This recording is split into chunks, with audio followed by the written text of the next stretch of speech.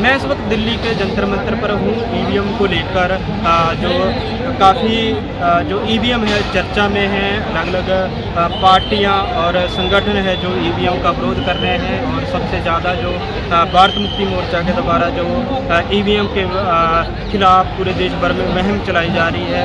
उन्होंने दिल्ली के जंतर मंतर पर और चुनाव आयोग के कार्यालय पर आज 31 जनवरी 2024 को मार्च महामोर्चा करने का ऐलान किया था। तो मैं इस वक्त दिल्ली के जंतर मंतर पर हूँ। तो मैं आपको दिखाना चाहूँगा जो पीछे है जो भारत मुक्ति मोर्चा, राष्ट्रीय किसान मोर्चा, बहुजन मुक्ति पार्टी और तमाम जो उनके सहयोगी संगठन हैं वो दिल्ली के जंतर मंतर पर पहुँचे हैं। और आप देख सकते हैं जो लोगों का हजूम है यहाँ पर किस तरह से जो देश भर से जो लोग आए हुए हैं वो पहुँचे हैं। और लोगों के जो ईवीएम हटाओ, देश बचाओ, 31 जनवरी दिल्ली चलो चले। कहाँ से आए हैं सर? हम आए हैं झारखंड से, पलामू डिस्ट्रिक्ट से।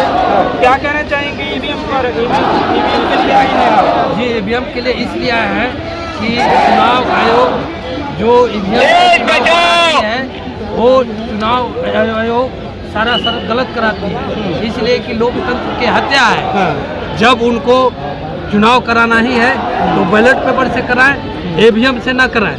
इसलिए ईवीएम से 8 अक्टूबर 2013 को जब ने सुप्रीम कोर्ट जब जज फैसला दे दिया कि सही या निष्पक्ष चुनाव नहीं होती है, तब फिर भी इन्होंने चुनाव करा रहे हैं। चुनाव कराने के संदर्भ में लोकतंत्र के हत्या की जा रही है। इसलिए हम चाहेंगे सर कि ईवीएम हटनी चाहिए। किसी मकसद के साथ ईवीएम से चुनाव नहीं होनी चाहिए।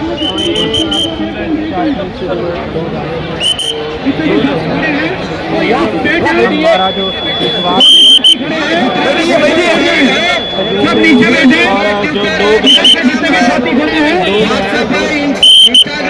बैठे हुए हैं यहाँ पर जो सभी साथियों से निवेदन है कि इधर बैठ जाएं, इधर पीछे खड़े हैं ना, आगे जो इधर से लीड कर रही है महिलाएं ग्रामीण विश्राम लड़ाई लड़ रहे हैं। नेशनल प्रेसिडेंट है और विलास खराड़ जी हैं, जान मोहम्मद जी हैं, तमाम जो लीडर हैं अलग अलग विंगों के राष्ट्रीय लेवल के लीडर हैं और जो तमाम जो लोगों का हजूम है पूरे देश लाखों की संख्या में लोग हैं वो यहाँ पर देख सकते हैं किस तरह से लोग हैं करने की कोशिश करेंगे। तमाम जो लीडर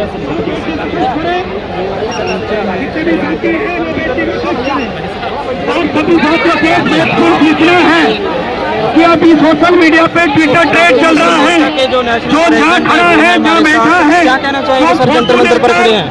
मैं चांद मोहम्मद, राष्ट्रीय प्रभारी, राष्ट्रीय मुस्लिम मोर्चा। साथियों, इस देश में लोकतंत्र को आज सबसे बड़ा खतरा इलेक्ट्रॉनिक वोटिंग मशीन से है। और इलेक्ट्रॉनिक वोटिंग मशीन उन लोगों ने भारत में लाया जिनकी तादाद 3.5% है।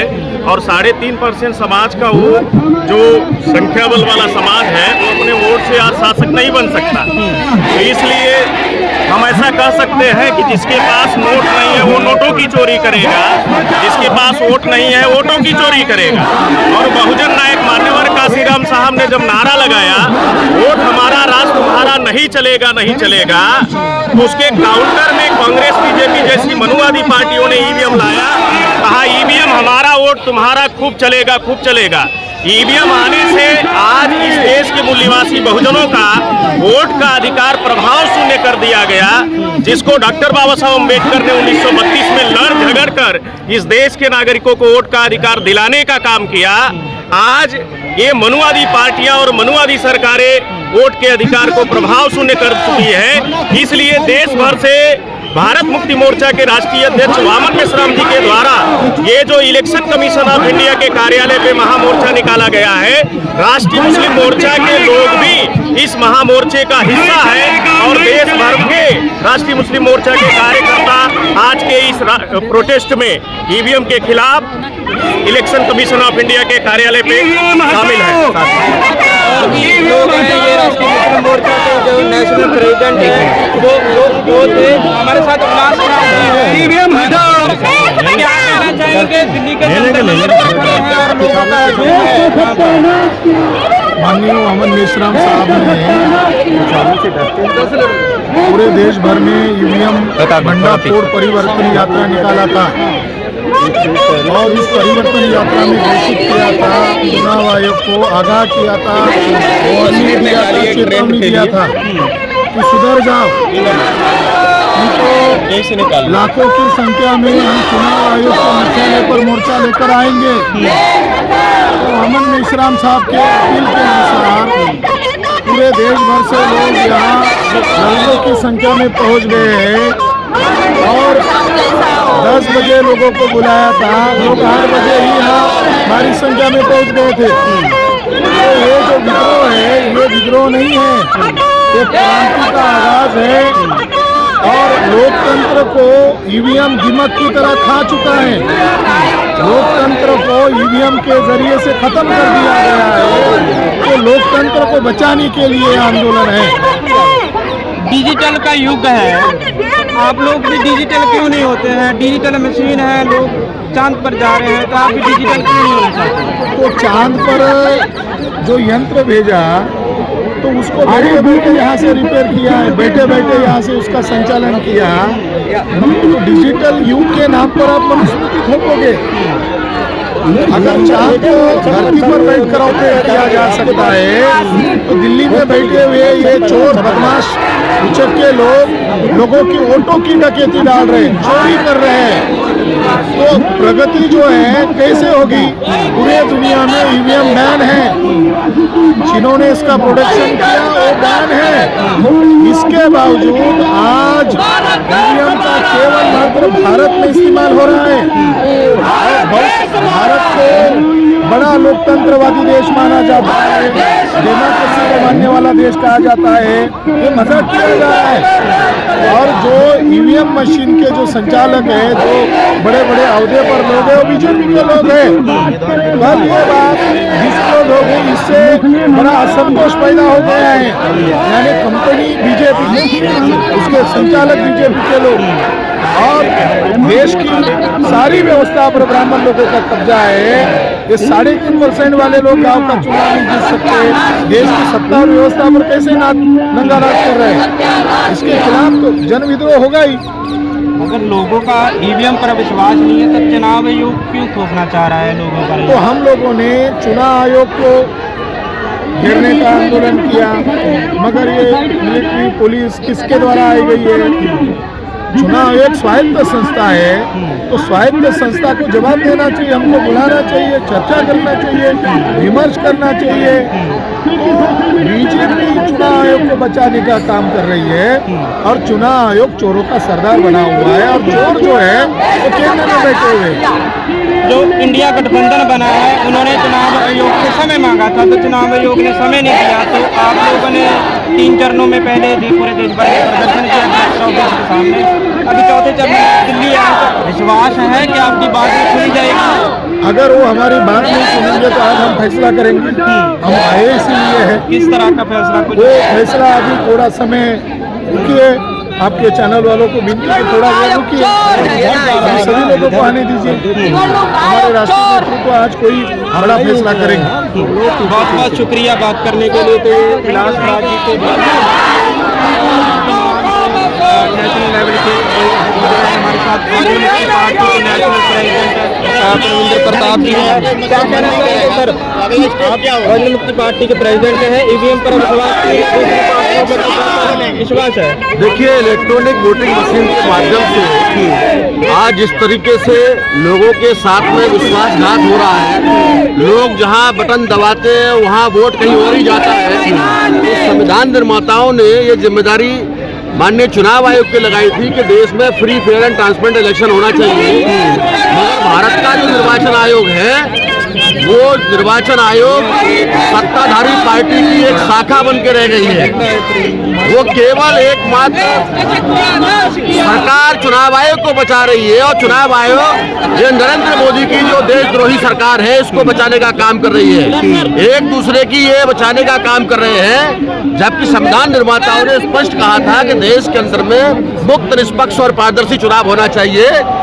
वो होता हुआ दिखाई नहीं दे रहा है। इसको लेकर के भारत की प्रजा में बहुत बड़ा असंतोष है, जिसको लेकर के पूरे देश की ताकत आज यहाँ पर दिल्ली के निर्वाचन आयोग के कार्यालय पर यहाँ पर कूच करके आई हुई है। सभी देश के लोग यहाँ पर पहुंचे हुए हैं। हमारी मांग है देश के अंदर में बैलेट पेपर से चुनाव होना चाहिए। बैलेट पेपर से ही लोगों को विश्वास होता है कि हमारा वोट सही जगह पर गया। चुनाव आयोग कहता है कि इसमें 2-3 दिन का टाइम लगेगा गिनती करने में। जब नोट गिनने के लिए रातों रात मशीन बन सकती है, तो वोट गिनने के लिए भी मशीन आ सकती है। तो ये अभी चलने वाला नहीं है। 2024 का जो चुनाव है, 2024 का चुनाव बैलेट पेपर से होगा। और अगर चुनाव आयोग नहीं करवाता है तो सारे देश के अंदर में जिस तरीके से सूचनाएं मिल रही है, जानकारी मिल रही है, जगह जगह में कर्नाटक के अंदर में जिस तरीके से ईवीएम मशीन को फोड़ने का काम किया था, वैसे ही देश की जनता 15 लाख बूथों पर ईवीएम मशीन को फोड़ सकती है।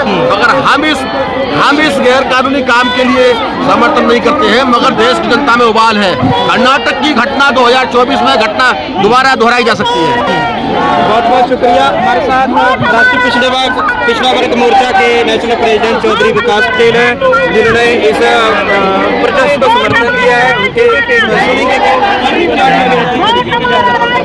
आज माननीय वामन मेश्राम साहब, जो कि भारत मुक्ति मोर्चा के राष्ट्रीय अध्यक्ष हैं, उनके द्वारा ईवीएम मशीन हटाने के लिए और बैलेट पेपर लाने के लिए इलेक्शन कमीशन पर महामोर्चा लेकर के जाना है। उसी की तैयारी के लिए आज पूरे देश भर से लाखों की संख्या में लोग जंतर मंतर पर आए हुए हैं, और यहाँ से हम लोग इलेक्शन कमीशन के हेडक्वार्टर के लिए अभी कुछ देर में कूच करने वाले हैं। क्योंकि देश में लोकतंत्र का मजाक बनाया गया है, लोकतंत्र के नाम पर राजतंत्र स्थापित किया गया है, और आरएसएस बीजेपी की तानाशाही देश में चल रही है। SC ST OBC के आरक्षण के साथ खिलवाड़ हो रहा है, किसानों को उनकी जमीन छीनने का षड्यंत्र हो रहा है, मजदूरों के साथ अन्याय हो रहा है, महिलाओं के ऊपर अन्याय अत्याचार हो रहे हैं। देश की सबसे बड़ी आबादी OBC है, उसकी गिनती तक देश में नहीं हो रही है, उसको हक अधिकार नहीं मिल रहा है।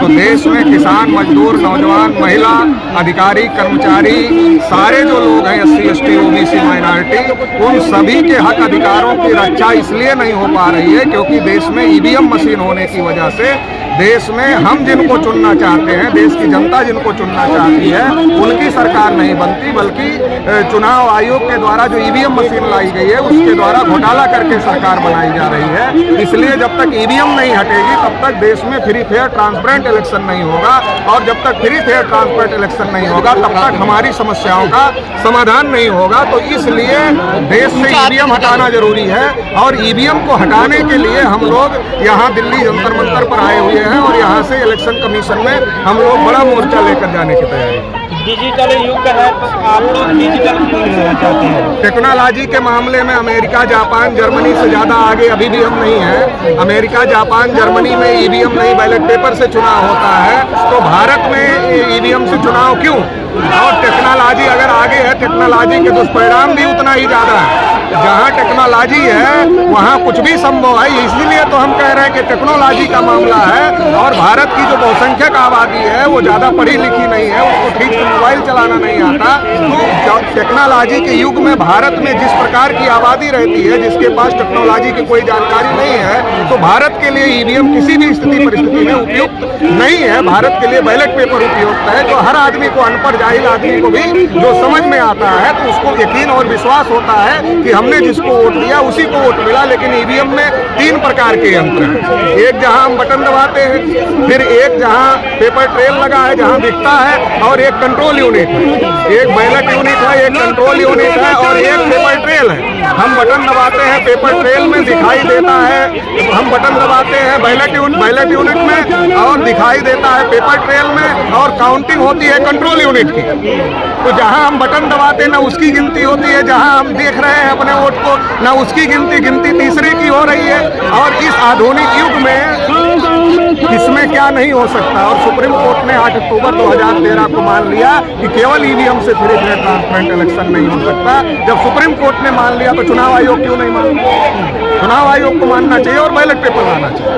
चुनाव आयोग को बिल्कुल उनका पक्का यकीन है और अभी उनकी यात्रा भी चल रही है जो गाँव-गाँव में ईवीएम के समर्थन लोगों को समझाने के लिए ईवीएम सेफ है, तो उसके बारे में आप क्या कहेंगे? वो यात्रा चला रहे हैं, वो बटन दाब के दिखा रहे हैं, देखो इतना वोट डाला इतना निकला।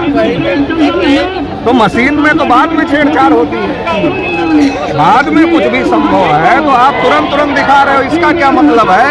इसलिए जनता उनकी बात से संतुष्ट नहीं है और जनता में विद्रोह है, इसलिए इतनी बड़ी संख्या में लोग आए हुए हैं। अगर विद्रोह नहीं होता जनता में ईवीएम को लेकर तो इतनी बड़ी संख्या में लोग क्यों आते? इतनी बड़ी संख्या में लोगों के आने के पीछे का कारण है कि जनता में बहुत बड़े पैमाने पर ईवीएम को लेकर अविश्वास है और इतना सब कुछ करने के बावजूद भी इलेक्शन कमीशन ईवीएम पर लोगों का विश्वास नहीं ले पा रहा।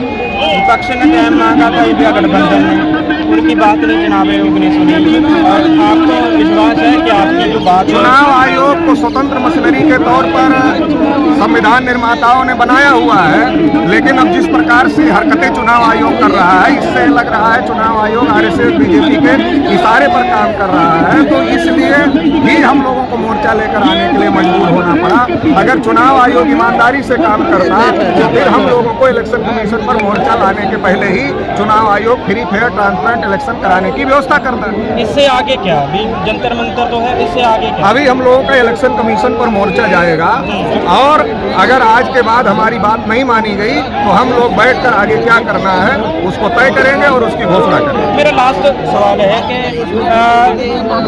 आप इलेक्शन नहीं लड़ते हैं, सोशल संगठन है आपका, पॉलिटिकल पार्टी है जिनको बोलना चाहिए चुनाव लड़ रहे हैं, वो सामने क्यों नहीं आ रहे हैं?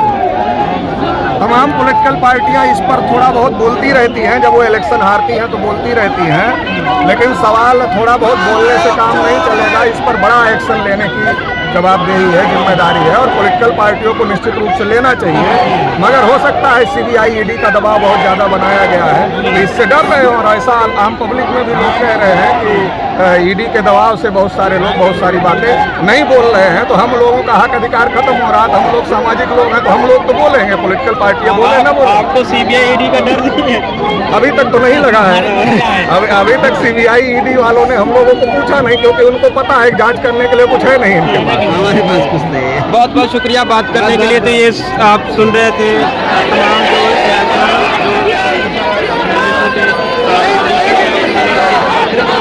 इस तरह से उन्होंने कहा है कि चुनाव आयोग है जो चुनाव आयोग पर